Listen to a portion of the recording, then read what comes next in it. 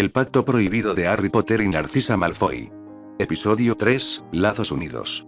Australia. Todavía lunes 11 de mayo. Mañana. Todavía en la residencia del primer ministro Tony Blair, Londres. Eater Tidwell guardó la carta de Harry y Hermione en su sobre, se puso de pie en su escritorio y comenzó a caminar con determinación hacia la oficina del primer ministro, solo para que la llamaran de regreso.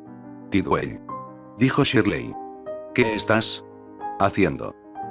Voy a entregarle esta carta al señor Blair. No, no lo harás. Llevarás esa carta a la sala de correo para que la revisen y luego comenzarás a procesar el informe que te asignó Gwendolyn. Eater negó con la cabeza. Esta carta debería haber sido entregada al señor Blair hace una semana. Necesita verla ahora. Gwendolyn Warwick, la directora de la oficina del departamento 6, se apresuró a llegar. ¿A qué se deben todos los gritos? Shirley dijo. Esta mujer, que ha estado trabajando con nosotros durante solo 1 hora y media, quiere entregarle esta carta. De broma al señor Blair. Eater dijo. No es una carta de broma. Es genuina y muy seria. Gwendolyn le preguntó a Shirley. ¿Por qué es una carta de broma? Shirley miró a Eater con ojo. En primer lugar, no tiene sello. En segundo lugar, una lechuza lo trajo volando a través de la ventana. Un búho, repitió Gwendolyn. Un búho lo trajo. Gwendolyn extendiendo la mano. Eater le entregó la carta de Harry y Hermione a Gwendolyn. Gwendolyn sacó la carta del sobre, la desdobló, la miró un segundo, luego invirtió el proceso y volvió a 1 metro la carta en el sobre. Dijo. Parece que fue escrita con una pluma de ave sobre un papel antiguo. Definitivamente es una carta de broma. Entonces Gwendolyn le dijo a Shirley. Vuelva a su escritorio, señorita Green. Yo me encargaré de esto. Gwendolyn agarró a Eater del codo y la arrastró hasta su escritorio. Gwendolyn hizo un gesto de tirar la carta en el cubo de basura que había junto al escritorio de Eater. Gwendolyn le dijo enfadada a Eater. No sé a qué juegas, pero corres el riesgo de que te despidieron antes de la hora del almuerzo. Tienes que escribir a máquina. Te sugiero que lo hagas. Finalmente, Eater dejó la carta de Harry Potter sobre el escritorio del señor Blair, pero tuvo que hacerlo con sigilo. 1 hora después de que Gwendolyn la reprendiera, Eater se dirigió al baño de mujeres. Una vez dentro, sacó su varita y se lanzó un encantamiento para que no me fijara en sí misma. Eater regresó a su escritorio y lanzó el encanto para que no me fijara en su escritorio, su silla y la carta de Potter. Una vez que Eater hizo esto, sacó la carta del cubo de la basura y se dirigió hacia donde estaba, justo afuera de las puertas de la oficina del señor Blair. Eater se quedó allí parada durante casi 1 hora. Como estaba del otro lado de unas puertas cerradas, la pintura mágica no la vio. Como tenía el encanto de no fijarse en mí, los trabajadores de oficina que la vieron la ignoraron. Finalmente, llegó el momento en que las personas que se habían reunido con el señor Blair salieron de su oficina. Antes de que otro grupo de peticionarios pudiera entrar, mientras el señor Blair estaba solo por el momento, Eater canceló los encantamientos de no notarme que llevaba sobre ella y la carta, guardó su varita y entró a toda prisa en la oficina del señor Blair. El señor Blair pareció sorprendido al verla. Señorita Tidwell. Eater se colocó de nuevo cerca del primer ministro y de espaldas a la pintura mágica. Mientras colocaba la carta de Harry y Hermione sobre el escritorio del señor Blair, preguntó en voz baja. ¿Sabes quién es Lord Voldemort? Blair respondió con la misma calma. ¿El terrorista mágico? Tengo entendido que lo mataron hace 1 semana. De hecho, lo era, y el joven que lo mató es quien escribió esta carta. La novia de Potter, que es un genio, también escribió la carta.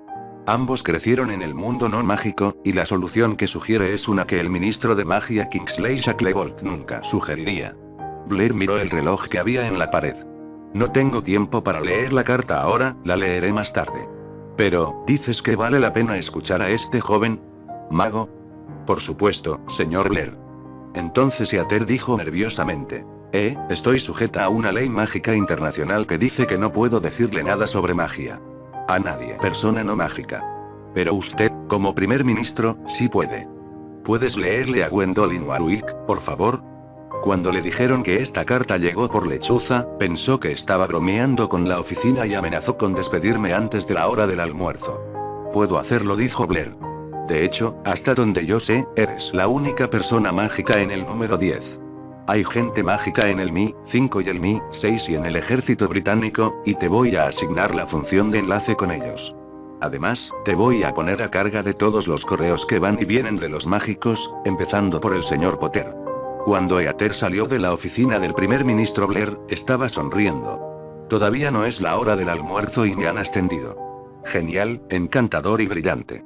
15:47. La reunión de las 3 de la tarde de Tony Blair terminó temprano, por lo que finalmente tuvo tiempo de leer la carta de las dos personas mágicas que le habían escrito. 3 de mayo de 1998. Señor Blair, las dos personas que te escriben, Harry Potter y Hermione Granger, podemos hacer magia.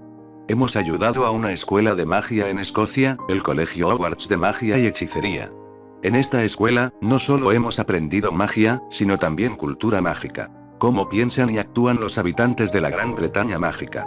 Sin embargo, ambos pasamos nuestros primeros años de vida en el mundo no mágico, y es a este mundo al que somos leales. ¿Por qué escribimos ahora? Harry acaba de matar al terrorista mágico Lord Voldemort, nombre original Tom Marvolo Riddle, y tenemos ideas sobre lo que sucederá después. Algunos antecedentes. Voldemort ha iniciado 2 guerras en la Gran Bretaña mágica. La primera guerra terminó en octubre de 1981 de una manera extraña. Voldemort se abrió paso con engaños hasta la casa de los padres de Harry, y luego mató a ambos padres con la maldición Avada Kedavra, que mata instantáneamente. Luego Voldemort lanzó esta misma maldición asesina sobre Harry, que tenía 15 meses. Nadie está seguro de lo que sucedió después, excepto que Voldemort se convirtió en un espectro y el pequeño Harry sobrevivió, pero su frente quedó marcada con una cicatriz que tiene la forma de un rayo. Voldemort resucitó en junio de 1995, mediante un ritual de magia negra en el que Harry fue donante de sangre involuntario. Pero ayer, 2 de mayo, Voldemort fue asesinado para siempre por Harry. Le escribimos sobre lo que sucedió en la Gran Bretaña mágica durante las 2 guerras Voldemort. Entendemos que usted tiene algún tipo de comunicación con el ministro de magia, el jefe del gobierno de la Gran Bretaña mágica, pero estamos dispuestos a apostar nuestros zapatos a que el ministro de magia no le ha contado las verdades más desagradables. Durante las 2 guerras Voldemort, los mortífagos, las secuaces de Voldemort, atacaron a los mugles, personas no mágicas, y a los nacidos de mugles, personas mágicas con padres no mágicos. La madre de Harry, Lily, era una de ellas, y Hermione es otra. Los mortífagos usaron la maldición Cruciatus, que causa un dolor inimaginable, contra los mugles y los nacidos de mugles, y luego los mataron con la maldición asesina. En resumen, los mortífagos cometieron atrocidades contra personas no combatientes indefensas. Entonces, ¿cómo fueron castigados los mortífagos? Después de la Primera Guerra Voldemort, los mortífagos apenas fueron castigados. El círculo íntimo de mortífagos de Voldemort fue sentenciado a cadena perpetua en Azkaban, una prisión para magos, después de la Primera Guerra.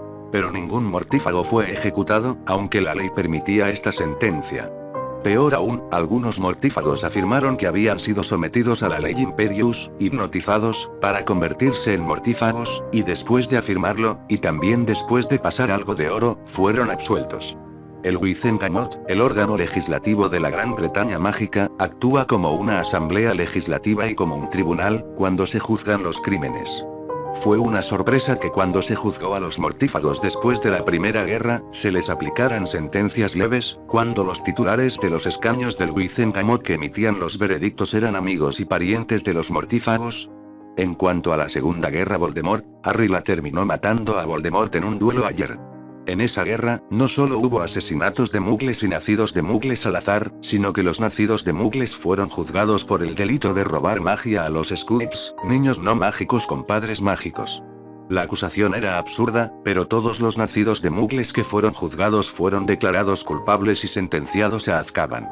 Azkaban es un lugar de horrores, y de los nacidos de mugles que fueron sentenciados injustamente a Azkaban, algunos murieron allí. Lo que hace que Dolores Umbridge, la directora de la Comisión de Registro de Hijos de Mugles, sea culpable de asesinato bajo el manto de la ley. En 1642 se firmó un tratado que otorgaba a la Gran Bretaña mágica autonomía respecto de la Gran Bretaña no mágica. Una de las condiciones para que la Gran Bretaña mágica mantuviera su autonomía, según el tratado, era que si los británicos mágicos causaban daño a los británicos no mágicos, serían castigados con la misma dureza que si hubieran dañado a los británicos mágicos. Hermione cree que esta parte del tratado ha sido violada de manera importante, por lo que sería legal que Su Majestad revocara la autonomía de la Gran Bretaña mágica. Los detalles de cómo se haría esto se los dejamos a ustedes. Pero les hemos escrito para señalarles algo. En la década de 1940, tanto la Alemania nazi como el Japón imperial habían cometido atrocidades. Si los criminales de guerra hubieran sido juzgados, después de la guerra, por sus propios tribunales, habrían recibido solo sentencias leves. Hay 3 razones para que esto hubiera sucedido. 1. Corrupción en el sistema judicial. 2. Los acusados, que hasta hace poco eran hombres poderosos, habrían podido hacer amenazas creíbles contra la familia de un juez. Y 3. La creencia, en el fondo, del juez de que lo que había hecho el criminal de guerra no era tan malo, porque el criminal de guerra había hecho esas cosas solo a personas indeseables. Pero en lugar de que los criminales de guerra fueran juzgados por sus compatriotas, lo que ocurrió fue que los criminales de guerra de la Alemania nazi y del Japón imperial fueron juzgados por los aliados. Quienes dirigían esos juicios no restaron importancia a los crímenes que se juzgaban ni excusaron a los criminales de guerra. En cambio, los fiscales expusieron sus casos con celo. Los periódicos alemanes y japoneses llamaron a los aliados que llevaban a cabo los juicios por crímenes de guerra idiotas y todo tipo de calificativos desagradables. Aún así, enviaron periodistas para cubrir los juicios. Cuando los lectores de los periódicos alemanes y japoneses se enteraron, con horribles detalles, de lo que habían hecho sus líderes, estos quedaron desacreditados para siempre. En cualquier caso, los criminales de guerra fueron deshonrados y luego ahorcados, lo que impidió que siguieran siendo una fuerza política en Alemania y Japón después de la guerra. La Gran Bretaña mágica cree en una idea ridícula. Que una persona mágica de sangre pura que nació de 2 padres cuyas respectivas familias han sido mágicas durante cientos de años, es más merecedora de respeto que una persona mágica que tiene solo un padre que puede hacer tal afirmación. Y este mago mestizo es más merecedor de respeto que una persona mágica que tiene 2 padres no mágicos. Y este mago nacido de mugles es ligeramente más merecedor de respeto que los mugles no mágicos. En verdad, todo lo que hizo Voldemort para ganar seguidores fue tomar esta creencia generalizada dentro de la Gran Bretaña mágica y decir matemos a todas las personas a las que no respetamos. La única forma en que los nacidos de mugles y los no mágicos que fueron víctimas de las atrocidades de los mortífagos pueden esperar justicia no es que el Wizengamot juzgue a los mortífagos supervivientes, sino que los tribunales civiles o militares de la Gran Bretaña no mágica juzguen a los mortífagos por homicidio terrorista, crímenes de guerra cometidos por británicos contra británicos. Tal medida también desacreditaría las creencias de los mortífagos, lo que impediría que otro señor oscuro se alzara en el Reino Unido en el futuro. Firmado, Harry James Potter negro, firmado, Hermione Grindelwald Granger Potter. Tony Blair pensó. Creo que tanto la reina como el mago real necesitan ver esto. Mientras tanto en el sur de Francia, Harry y Hermione habían estado de luna de miel durante una semana. Recién en el 4.º día pensaron en salir del castillo. Resultó que Hermione hablaba francés con fluidez. ¿Quién lo hubiera dicho? Pero en ese momento, Harry y Hermione estaban de nuevo en el castillo, cada uno vestido con albornoces blancos de felpa. Disfrutaban de un desayuno muy tardío. Harry dijo: Hermione, ¿recuerdas lo que insinué en la oficina de Ragnarok que haríamos una luna de miel de un mes? Nunca dije que pasaríamos todo el mes en Francia. Podríamos pasar el tiempo que nos queda en las Bahamas. O en los Estados Unidos. O en Australia. ¿Estás diciendo que podríamos pasar las próximas 3 semanas buscando a mis padres en Australia? Dim dim dim, tenemos un ganador. Nos llevaría casi 3 semanas encontrarlos. Australia es un país grande. O podríamos optar por el plan B. Tengo 245 millones de galeones que alguna vez pertenecieron a Goldie. Estaría encantado de pagarle a Gringotts Sidney para que busque a tus padres, mientras tú y yo nos brindamos placeres carnales aquí en Francia. Hermione le sonrió a Harry. Es una buena idea. Hermione se acercó a Harry. En realidad, es una idea excelente. Hermione colocó su mano debajo del cinturón de felpa de Harry, sobre su muslo. ¿Cómo puedo recompensarte por pensar en una idea tan excelente? Preguntó con voz ronca. 6 días después, domingo 17 de mayo. Tarde en una calle residencial de Darwin, Territorio del Norte, Australia. Harry y Hermione estaban de pie en la calle, frente a una casa. Hermione sostenía un trozo de pergamino con una dirección escrita en él. Hermione se rió entre dientes. Esta es la casa correcta, definitivamente. Harry dijo. ¿Cómo lo sabes? Ni siquiera has tocado el timbre todavía. Hermione señaló la entrada, donde estaban estacionados 2 coches. Uno de ellos tenía el maletero mirando hacia la calle. El otro, el capó. Papá estacionó el coche a la izquierda. Odia dar marcha atrás en medio del tráfico si puede evitarlo. Los Potter abrieron la puerta del jardín delantero y caminaron por el sendero hasta la puerta principal. Hermione dudó antes de tocar el timbre. Harry dijo: no importa lo que pase, debes saber que siempre te amaré. Hermione cuadró los hombros y presionó el timbre. Mónica Wilkins abrió la puerta. ¿En qué puedo ayudarle? Soy Hermione Granger Potter y él es mi marido, Harry Potter, dijo Hermione. La expresión de Mónica no cambió. Era evidente que no reconocía los nombres en absoluto. Hermione preguntó nerviosamente: ¿podemos entrar? Mónica preguntó: ¿eres pariente nuestro? Tienes mi color de pelo y el pelo tupido de Wendell. Hay una razón para eso, dijo Hermione. Por favor, ¿podemos entrar y explicarlo? Mónica los dejó entrar y llamó a la casa. Wendell, tenemos invitados.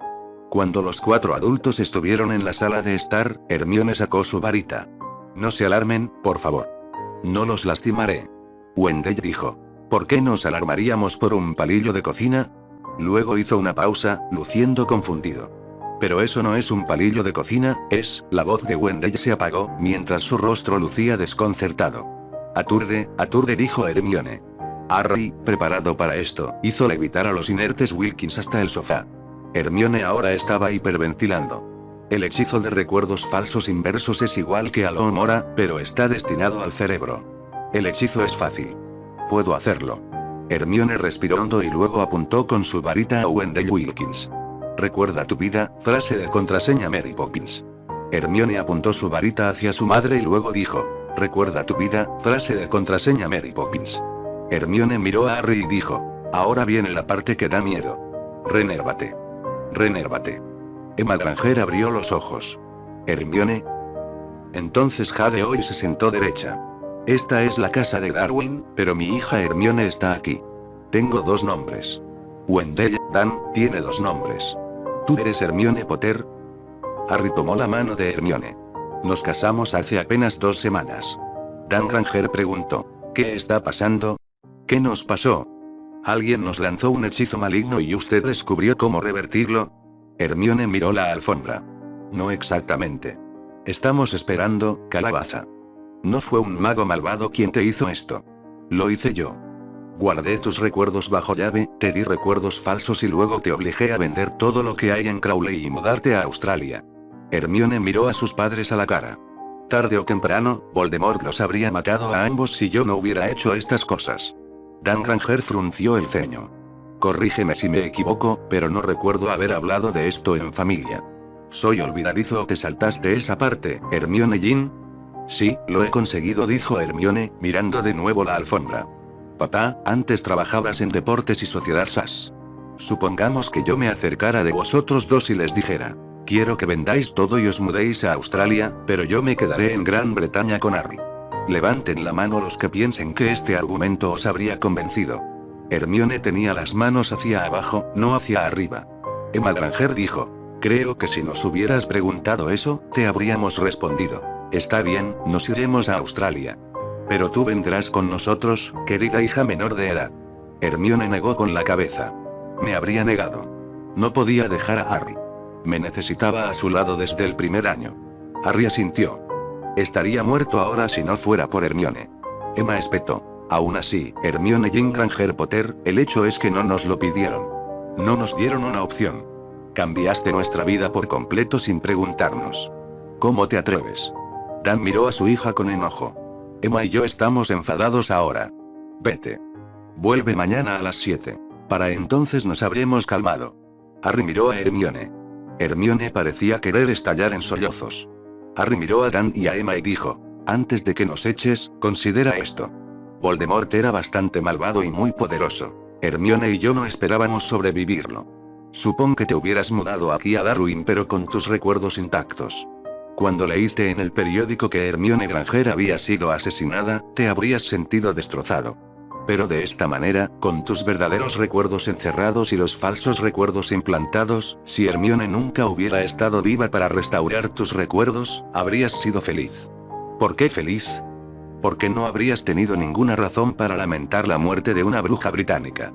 La tarde siguiente, lunes 18 de mayo, a las 18:55 horas.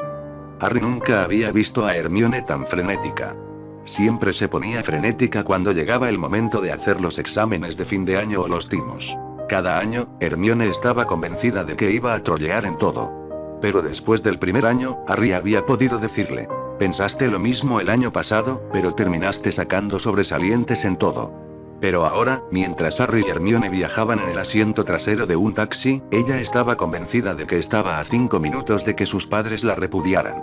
Harry creía que ese terrible destino no sucedería, pero era imposible convencer a su esposa de que, en ese caso, su opinión era más realista que la de ella. Así que Hermione se preocupó y Harry se sintió impotente.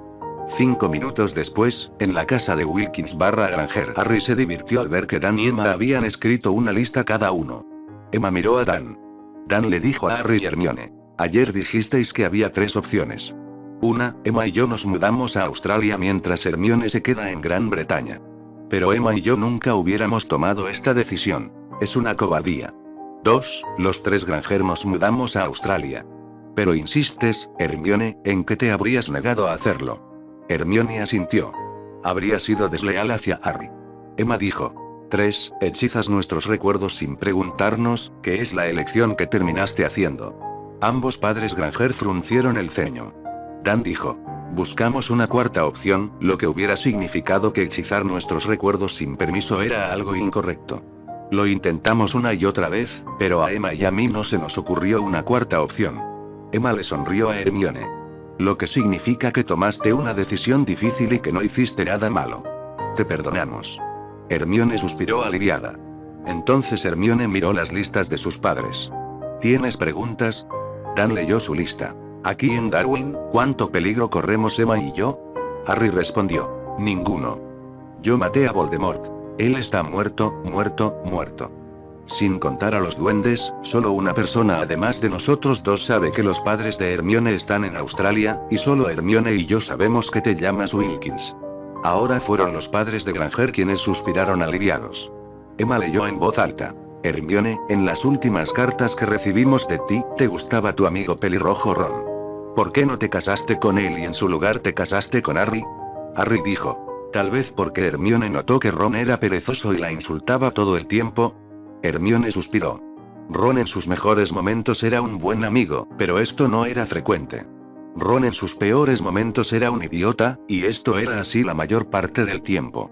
Además, Ron hizo algunas cosas que Harry no podía perdonar, y yo tuve que elegir a quién perdería como amigo. Harry se rió. Y está todo el asunto de la deuda vitalicia. Poco antes del amanecer del 2 de mayo, una mujer llamada Narcisa Malfoy me salvó la vida, poniendo en gran riesgo la suya. Reclamó mi deuda vitalicia y enumeró ciertas cosas que debía hacer o, de lo contrario, perdería mi magia. Una de las exigencias de Narcisa era que me casara con Hermione. Así lo hice. 2 días después de que matara a Voldemort, el 4 de mayo, Hermione y yo fuimos a ver al registrador y nos casamos. Emma gruñó. ¿Esta mujer Narcisa los obligó a casarse? Harry dijo: Narcisa no me obligó a casarme con Hermione. No agitó un reloj de bolsillo y dijo: te casarás con Hermione. Te casarás con Hermione. Pero antes de Narcisa, yo pensaba que a Hermione le gustaba Ron, y no iba a hacer nada para interponerme entre ellos. Hermione dijo: mientras tanto, pensé que a Harry no le agradaba de esa manera, y Ron era mejor que nada. Harry le sonrió a Hermione. Entonces, lo que hizo Narcisa fue acabar con toda la angustia y el melodrama romántico.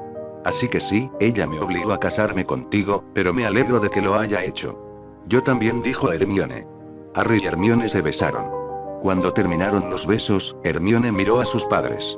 Ahora que han recuperado la memoria, ¿volverán a Inglaterra? No, dijo Emma con firmeza. Los precios son más baratos aquí, los australianos son amables y en Darwin es agradable estar calentito. Sin embargo, ir a la playa el día de Navidad requiere un tiempo de adaptación. Los recién casados se rieron. Entonces, dijo Dan, ¿hay algo más de lo que necesitemos hablar? ¡Ey!, dijo Hermione, sonrojándose. En Hogwarts sucedieron muchas cosas de las que nunca te escribí, porque me habrías echado de la escuela inmediatamente. Entonces Hermione confesó sus aventuras y terrores, comenzando por el perro rabioso del que Harry y Ron habían salvado a Hermione en el primer año. Cuando se terminó de contar la historia de la batalla de Hogwarts, desde la perspectiva de Hermione y desde la de Harry, había pasado 1 hora. Para entonces, los Granger habían preparado pasteles de carne para llevar y los 4 se los habían comido. Hermione miró a Harry y le preguntó: ¿Puedo hablar contigo un minuto? Pero en lugar de que los dos se pusieran de pie y caminaran hacia otra habitación, Hermione colocó un encantamiento muflado en la mesa. Así, los Potter hablaron entre sí en privado, a solo unos metros de los Granger. Lo que decidió los dos Potter. Pasaría mucho tiempo antes de que los padres de Hermione supieran que Harry no solo tenía una esposa ahora, sino que pronto también tendría una concubina legalmente reconocida. Y una hija adoptiva. Line. 4 días después, el viernes 22 de mayo, en la sala 10 del Tribunal del Ministerio de Magia. Draco fue juzgado primero. Harry y Hermione no testificaron mucho, básicamente dijeron que durante la batalla de Hogwarts, Draco fue visto dentro del castillo, no afuera, y que ninguno de los Potter vio a Draco pelear excepto en la sala de los menesteres. Como testificó Harry: hasta donde yo sé, no mató a nadie esa noche. Durante el testimonio de Draco ante el Veritaserum, se supone que, para ganarse su marca tenebrosa, Draco había violado y asesinado a la joven madre Muggle de un bebé. Pero, al parecer, para el Wizengamot esto no fue un asesinato verdadero. Draco fue absuelto de todos los cargos. Una vez que Draco fue liberado de la silla de cadenas, subió las escaleras hacia la galería de espectadores. Luego Narcissa Black, antes Malfoy, se puso en la silla de ruedas, y las cosas se pusieron salvajes cuando llamaron a Harry a testificar. Señor Roberts. Señor Potter, ¿por qué ha pedido hablar en nombre de la señorita Black?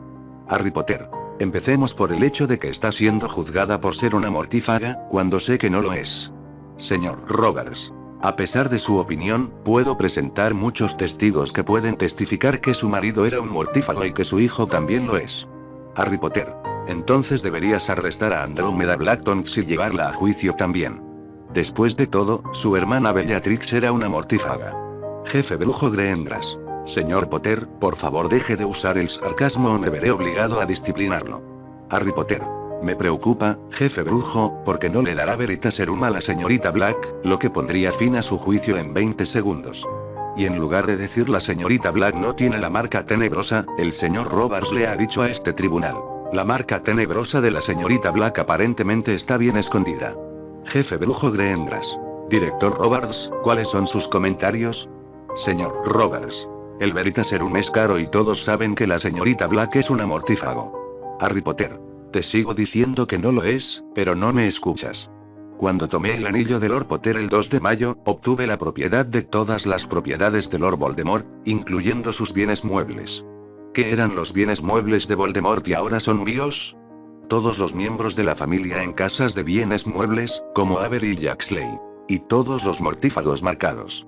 Déjame demostrarte lo que puedo hacer con los bienes muebles.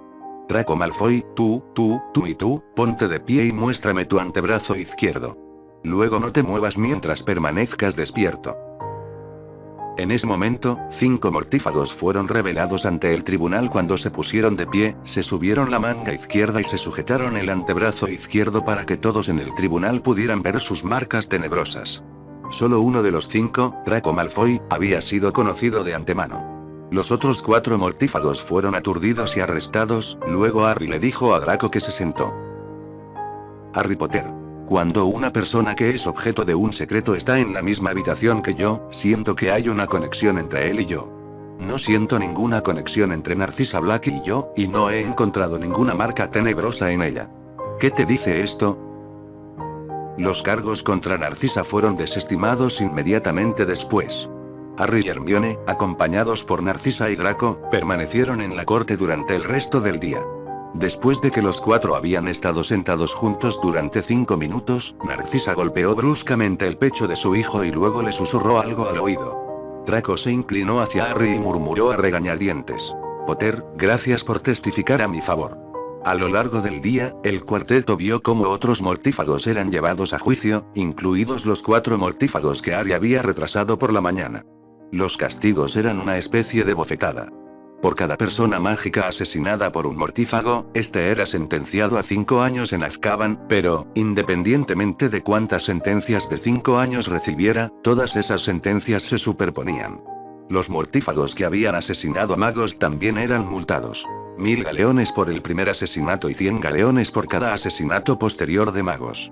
Sin embargo, provocar la muerte de muggles no acarreaba penas de prisión ni multas.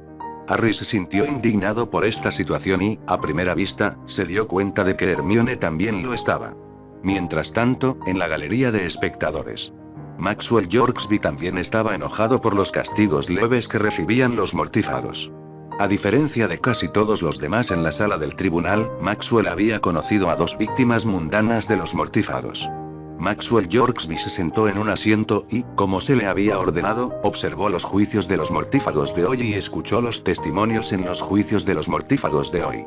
Esta noche, o después de que todos los juicios de hoy hubieran terminado, Maxwell se aparecería de nuevo en su puesto y extraería hebras de memoria que se colocarían en un pensadero con proyector. Después de esto, Maxwell regresaría al cuartel, mientras que ciertas personas, Maxwell no tenía la necesidad de saber quiénes eran esas personas, verían los recuerdos de Maxwell. Maxwell era un primero de la generación que hacía 2 años había hecho su éxtasis en la Academia Mágica de Manchester. Actualmente estaba sirviendo en el ejército británico, en la unidad de proyectos especiales de Su Majestad, los Dragones Pokers. Maxwell vestía una túnica Inbred sangre pura, de Madame Malkins, para camuflarse en la sala del tribunal, pero su varita provenía de Stewbart's Starling Sticks en Manchester, no de la tienda de varitas que favorecía a los Inbreds y que estaba dirigida por Garry Ollivander. El corte de pelo de Maxwell era el habitual del ejército británico. Deliberadamente no se había retocado el pelo para que pareciera más largo en la sala del tribunal. Tenía curiosidad por saber si alguno de los endogámicos que estaban en la sala se daría cuenta de que uno de los soldados de Su Majestad estaba en la sala del tribunal espiándolos. Hasta donde Maxwell pudo ver, casi todos los magos en la sala del tribunal eran estúpidos o desatentos. Solo Hermione Potter le había dado una segunda mirada a Maxwell. Este era el segundo viernes consecutivo en el que Maxwell veía a criminales de guerra siendo juzgados por el Wizard. A excepción de Dolores Umbridge, las sentencias dictadas eran menores que las que un británico no mágico podría haber recibido de un tribunal de la reina, si hubiera sido condenado por robar un coche. En cuanto a Dolores Umbridge, la semana pasada el Wizard la había sentenciado valientemente a cadena perpetua en Azkaban, en el ala de mínima seguridad. Es decir, sin dementores cerca. Las órdenes de Maxwell eran observar los juicios que se estaban llevando a cabo, y así lo hizo. Pero Maxwell también observó a Harry Potter, a su esposa Hermione Potter y a los 2 Malfoy. Maxwell estaba desconcertado. ¿Por qué los Potter y los Malfoy no se batían a duelo en la sala del tribunal? Narcisa Malfoy era una sangre pura que se comportaba como una duquesa. Era el tipo de persona mágica que era profundamente despreciada en la Academia Mágica de Manchester.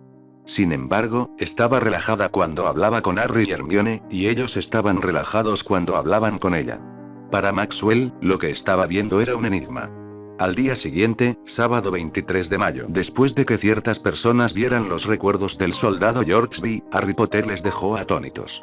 El joven Potter no solo había ignorado los claros deseos del director Robards y había defendido la inocencia de Narcisa Black, sino que además había demostrado con éxito la inocencia de la señorita Black. Se decidió que Harry Potter y su novia no serían informados sobre la operación Biscuit, pero no porque la joven pareja no fuera de confianza.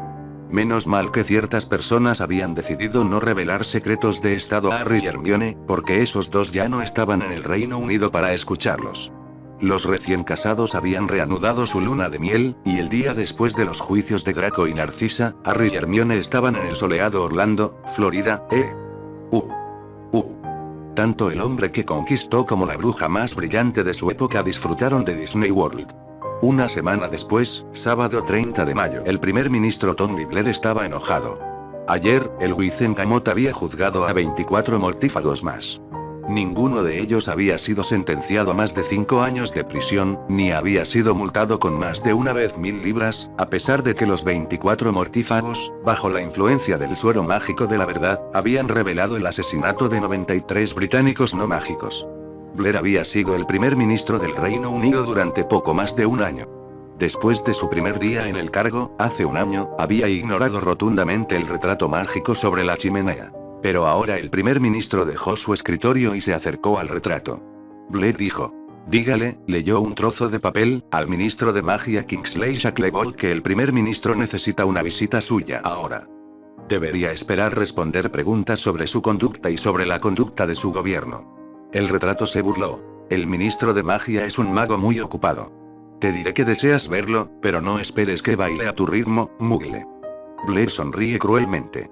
Hace unos días, el mago real le había dicho a Blair algo bastante interesante, en relación con la disciplina de un jefe rebelde del Ministerio de Magia. Así que Blair se estaba burlando de sí mismo, cuando respondió al retrato. Según el párrafo 11 del Tratado de Separación de 1642, si yo, el primer ministro, doy una orden al señor Shacklebolt, el MFM, y él no obedece la orden, puedo decirle una determinada frase y el señor Shacklebolt pierde su magia. Entiendo que ustedes consideran que perder la magia es una lástima que el señor Shacklebolt no pasara por esta chimenea hoy, y así se convertirá en un... La voz de Blair estaba llena de falso horror Mugle. Kingsley Shacklebolt entró en la oficina de Tony Blair 18 minutos después. Tony Blair y Kingsley Shacklebolt se sentaron en lados opuestos del gran escritorio del primer ministro. Sin que el hombre mágico lo supiera, un micrófono oculto grabó sus palabras. Blair le dijo a su subordinado de piel oscura y magia: durante los últimos 3 viernes, ha llevado a juicio a 65 mortífagos. Uno fue absolutamente, a pesar de las pruebas de culpabilidad. En cuanto a los otros 64, todos ellos condenados por múltiples asesinatos y torturas, sus sentencias han sido todas unas palmaditas en la muñeca. Shacklebolt respondió: les dimos las sentencias más severas que pudimos. Esos mortífagos tenían familiares y amigos entre los miembros del Wizengamot. Incluso cuando un acusado no tenía familiares ni amigos en el Wizengamot, los miembros del Wizengamot simpatizaban con las creencias, aunque no con las acciones, de los mortífagos. Blair no se creyó esa frase de hicimos lo mejor que pudimos. Lo que me enfada especialmente es que a los mortífagos ni siquiera se les acusa cuando haber permitido matar a personas no mágicas. Por ejemplo, este hombre, Blair recorrió una lista con el dedo. Draco Malfoy. Confesó un asesinato, el de una mujer no mágica. Pero como no había matado a ninguno de vosotros, lo absolvimos. Es un asesino, confesó, y ahora es libre. Shacklebolt respondió con exagerada paciencia. Si los mortífagos hubieran sido acusados de asesinar mugles, los titulares de los escaños nunca los habrían condenado, y en el proceso, habría desperdiciado capital político que podría gastar de manera más rentable en otras cosas. Blair dijo: continuamos.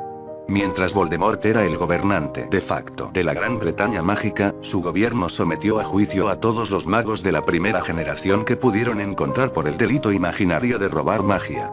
Todos los magos que fueron juzgados por este delito fueron sentenciados a prisión.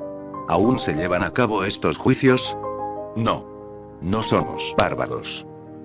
La expresión de Blair decía que pensaba lo contrario. En voz alta, dijo: sin embargo, los magos de primera generación siguen siendo tratados terriblemente por el resto de ustedes, ¿verdad? Cuando tienen tanta magia y conocimiento mágico como el resto de ustedes, ¿verdad? Tienen el poder, sí, y tienen el conocimiento, pero no tienen los modales. Los nacidos de mugles no actuar como nosotros, actuamos como mugles, lo cual no nos parece bien. ¿Por qué esto importa lo suficiente como para justificar una discriminación flagrante? Los modales son muy importantes entre nosotros, nuestro tipo de modales. Déjame mostrarte lo que quiero decir. Hay un jefe de departamento en el ministerio llamado Arthur Weasley. Es un sangre pura, lo que cuenta mucho entre nosotros. Blair frunció el ceño, y es un trabajador duro y concienzudo. Un tipo agradable, y ha luchado contra Voldemort en sus horas libres. En el pergamino, es oro, ¿verdad? Pero nunca será ascendido por encima de donde está ahora, porque su esposa es famoso en toda la Gran Bretaña mágica por no tener más modales que una pescadera. Si él fuera a pronunciar una declaración de divorcio en su contra hoy, estaría ascendido mañana, así de mucho lo está frenando ella. Blair dijo sarcásticamente: si tu problema con los mágicos de primera generación es que no conocen tus modales, entonces enséñales tus modales. Shacklebolt se encogió de hombros.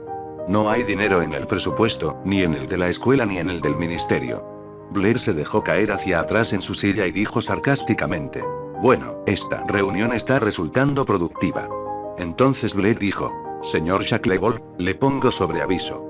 Considero que las sentencias de los mortífagos condenados son inaceptables, y Su Majestad considera que sus sentencias son inaceptables. Los ojos de Shacklebolt se abrieron de par en par al oír esto. Yo y ella también consideramos inaceptable la forma en que trata a los magos de primera generación. Su Majestad está considerando opciones ahora, y ten en cuenta que el mago real no le está aconsejando que lo trate con amabilidad, ni yo tampoco. Puede irse. El rostro de Shacklebolt se volvió pensativo mientras se levantaba de la silla. Entonces el hombre mágico se dio la vuelta y caminó hacia la chimenea. Blair lo vio tomar algo de la repisa, arrojarlo al fuego y desaparecer, de alguna manera sin quemarse con las llamas repentinamente verdes. Al día siguiente, domingo 31 de mayo, 9 hora local, Hollywood, California, Estados Unidos. Harry y Hermione caminan por el Paseo de la Fama de Hollywood. Se dio cuenta de que no se trataba de un camino en línea recta a lo largo de Hollywood Boulevard, ni tampoco de unas pocas estrellas. En 1998, se habían colocado más de 2000 estrellas en el Paseo de la Fama de Hollywood. Algunos de los nombres destacados podrían haber tenido fama en la década de 1960, cuando comenzó la Wolf, pero en 1998, Harry y Hermione no reconocieron esos nombres en absoluto. Sí, Transit Gloria Mundi, comentó Hermione. En todo el paseo que hicieron los Potter, nadie, absolutamente nadie, le pidió a Harry su autógrafo. Para él, la experiencia fue refrescante. En un momento dado, mientras Harry y Hermione conducían para poder mirar las estrellas, y eran completamente ignorados por todos los demás afuera, Hermione dijo: me pregunto qué pensó el primer ministro Tony Blair sobre la carta que escribimos, hace casi un mes. Harry respondió: Hermione, seamos realistas. ¿Recuerdas cómo actuó McGonagall cuando le señalamos los problemas? ¿Recuerdas cómo actuó Fudge cuando le contamos sobre Sirius?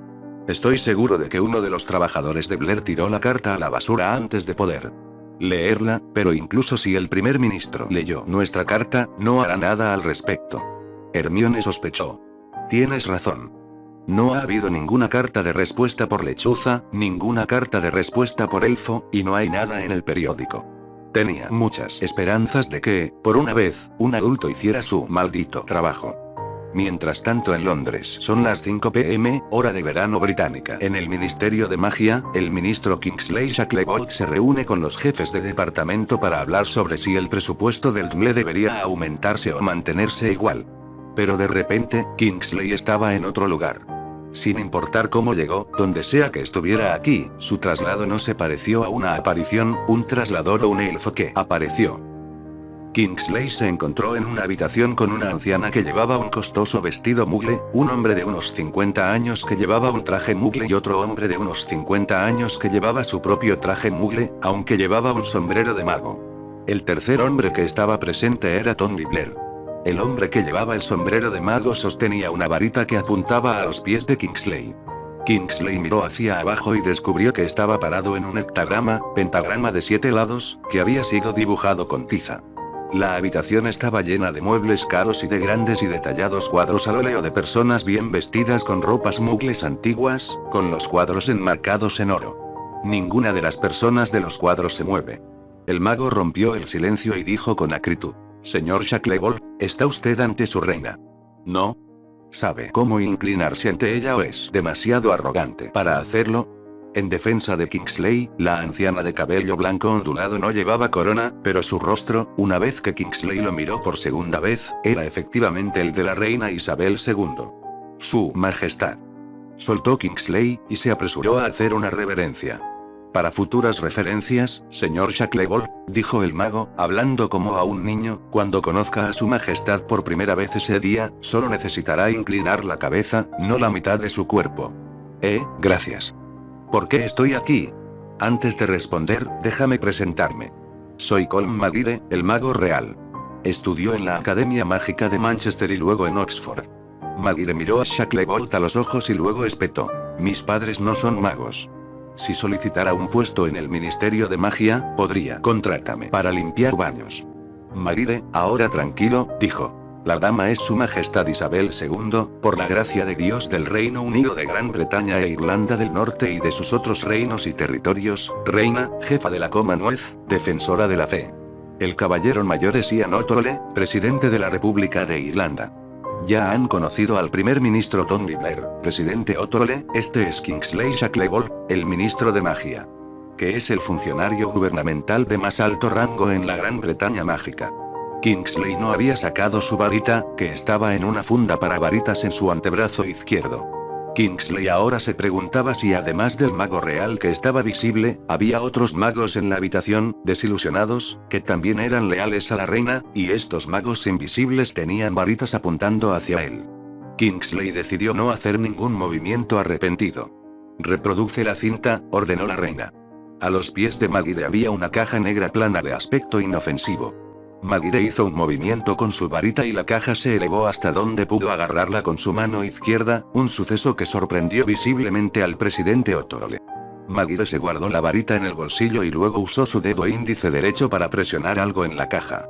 La voz del primer ministro Blair salió de la cabina. «Señor Shacklebolt, le pongo sobre aviso. Considero inaceptables las sentencias de los mortífagos condenados, y Su Majestad considera inaceptables sus sentencias. Yo y ella también consideramos inaceptable su trato a los magos de primera generación. Su Majestad está considerando opciones ahora, y ten en cuenta que el mago real no le está aconsejando que lo trate con amabilidad, ni yo tampoco». Mientras el mago real hacía flotar la caja negra de vuelta al suelo, la reina le dijo a Kingsley: «Hemos considerado nuestras opciones y hemos tomado nuestra decisión. Una pregunta. ¿Qué tan conocido estás con el Tratado de Separación de la Gran Bretaña Mágica? ¿De la Gran Bretaña no mágica de 1642? De repente, Kingsley tuvo un mal presentimiento sobre el motivo de su cita. Respondió: «El Tratado de 1642 fue una lectura obligatoria en la Academia de Aurores. No recuerdo gran parte del texto, sin embargo, el tratado no parecía tener mucha relevancia para mi vida». La leve sonrisa de la reina era fría. «El tratado está a punto de volverse mucho más relevante para ti». La reina dijo: «Señor mago, pronuncia el preámbulo del ritual de reencuentro». Kingsley sintió pavor. ¿Ritual de reincorporación? Maguire levantó su varita y habló formalmente. «El Tratado de Separación de la Gran Bretaña Mágica de la Gran Bretaña no mágica de 1642 fue entre la Gran Bretaña Mágica, representada por Ares Black, el brujo jefe del Consejo de Magos, y la Gran Bretaña no mágica, representada por Carlos I, el rey de Inglaterra e Irlanda, y rey de Escocia. Hoy la Gran Bretaña Mágica está representada por Kingsley Shacklebolt, ministro de magia. Y la Gran Bretaña no mágica está representada por la reina Isabel II por el Reino Unido de Gran Bretaña e Irlanda del Norte, y por el presidente Ian O'Toole por la República de Irlanda. Estas declaraciones son ciertas, lo juro por mi magia». La luz brilló en la habitación. La reina ordenó: «Léanos el párrafo 7, luego el párrafo 8». El mago real conjuró una gran hoja de papel que flotó en el aire, lo que sorprendió nuevamente al presidente O'Toole. Luego el mago real Maguire leyó ese papel. Párrafo 7. Si una persona mágica asesina a una persona no mágica, los tribunales de la mágica Bretaña condenarán a esa persona mágica a muerte. Si una persona mágica tortura mágicamente a una persona no mágica, los tribunales de la mágica Bretaña condenarán a esa persona mágica a cadena perpetua. Si una persona mágica roba la voluntad de una persona no mágica mediante el hechizo llamado Imperius, los tribunales de la mágica Bretaña condenarán a esa persona mágica a cadena perpetua mediante el uso de un hechizo o poción menor. Los tribunales de la mágica Bretaña condenarán a esa persona mágica a 5 años de prisión. Si una persona mágica roba propiedad o dinero de una persona no mágica, los tribunales de la mágica Bretaña condenarán a esa persona mágica a 5 años de prisión. El mago real Maguire preguntó a los dos jefes de estado: «¿Qué dicen sobre el párrafo 7 del Tratado de Separación?» La reina miró a Kingsley a los ojos mientras le decía a Maguire: «Señor mago, este tratado fue proclamado en 1642. ¿Cuándo fue la última vez que el Tribunal Mágico condenó a muerte a una persona mágica por el asesinato de una persona no mágica?»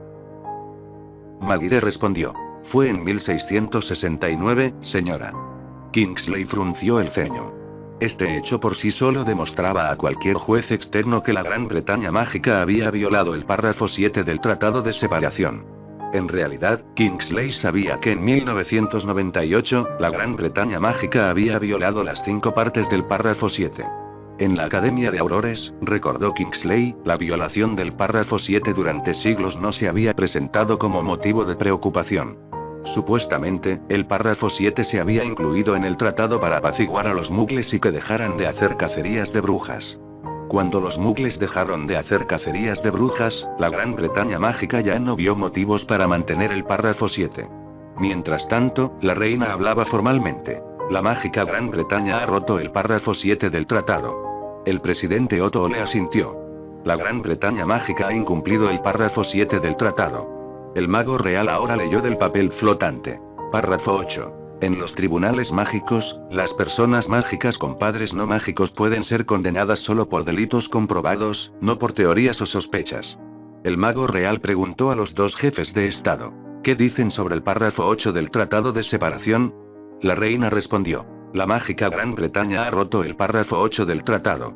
El presidente Otto le respondió: la mágica Gran Bretaña ha violado el párrafo 8 del tratado. Kingsley se dio cuenta de que la Academia de Aurores le había enseñado que estaba bien ignorar las leyes que el tratado había puesto en los libros para proteger a los muggles, así que era una sorpresa que las leyes que el tratado había dictado sobre los nacidos de muggles también eran ignoradas. Mientras tanto, el mago real Maggie le preguntaba a la reina y al presidente Otole: ¿qué remedio requiere para estas malas acciones, fallas y omisiones de la mágica Gran Bretaña? La reina respondió: que se ponga fin a la separación de la Gran Bretaña mágica de la Gran Bretaña no mágica. El presidente Otto le dijo: que se ponga fin a la separación de la Gran Bretaña mágica de la Gran Bretaña no mágica. Maggie le apuntó su varita hacia el techo y dijo formalmente: que así sea. La habitación se ilumina. Las 4 personas que estaban allí se quedaron boquiabiertas ante el brillo de esa luz, suficiente para herir los ojos de todos. Un segundo después, en otro lugar de Londres, en el Ministerio de Magia, en el Departamento de Aplicación de la Ley Mágica, los 17 magos y una bruja que estaban en celdas de detención, desaparecieron de ellas, a pesar de que supuestamente era imposible que esto sucediera incluso una vez, y mucho menos 18 veces.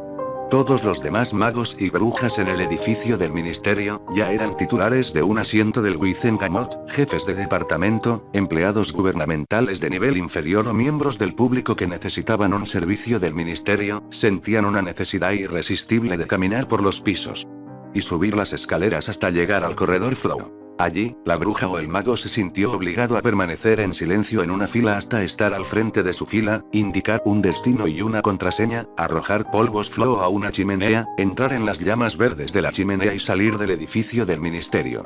En 15 minutos, los únicos seres que quedaban en el edificio del ministerio eran los elfos domésticos que trabajaban en la cocina del comedor ejecutivo. Para posterior molestia de la Confederación Internacional de Magos, todos los obliviadores en el edificio del ministerio fueron parte de esta evacuación ordenada y obligada por magia. Mientras tanto, la mayoría de los empleados del ministerio que en ese momento estaban trabajando fuera del edificio del ministerio, como aurores y desmembradores, se sintieron obligados a dejar de trabajar, aparecerse en sus casas y quitarse sus túnicas de trabajo. En cuanto el edificio del ministerio quedó completamente libre de magos y brujas, las llamas de la chimenea se apagaron y la puerta de la cabina telefónica quedó cerrada mágicamente. Ahora solo los elfos domésticos podían entrar al edificio del ministerio. En el edificio del ministerio se encontraban en estantes y cajas numerosos registros en pergamino que se remontaban al año 1642. Estos registros permanecieron intactos y sin modificaciones, aunque en ese momento ningún mago o bruja podía verlos. Un grupo de empleados del ministerio no se vio obligado a abandonar su trabajo: los guardias mágicos de la prisión de Azkaban.